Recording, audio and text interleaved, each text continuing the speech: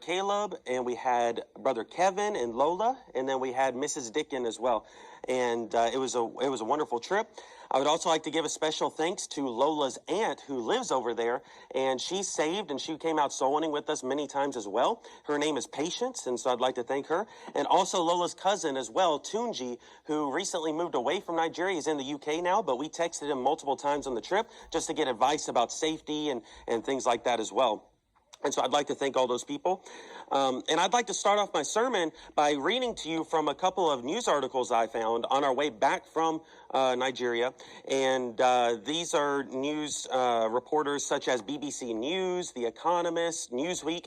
And I'm just going to read some of these headlines. In 2017, there was an article written that said, Lagos, Nigeria is the world's second worst city to live in.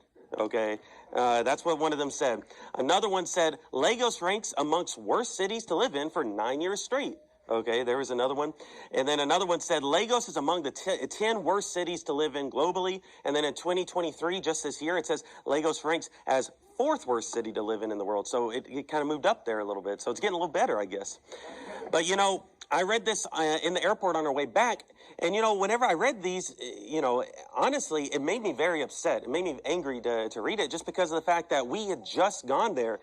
And let me tell you, you know, it's actually a very nice place, you know, and I could think of a lot worse places out there that I would, you know, that Lagos is a lot better than. And so here's the thing about it, you know, is that it's very nice there.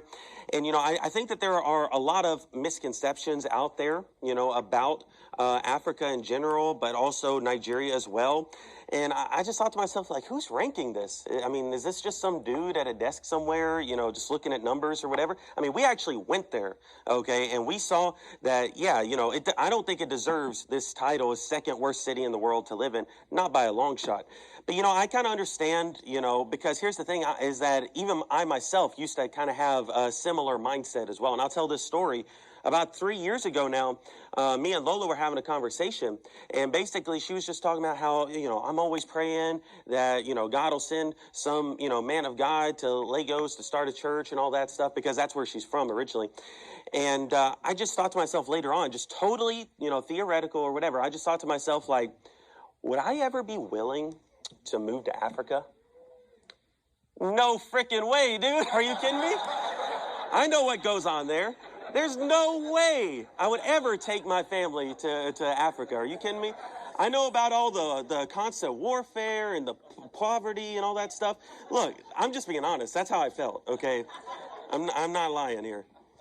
But, you know, now that I've actually been there, okay, I see that I actually had a lot of misconceptions about it.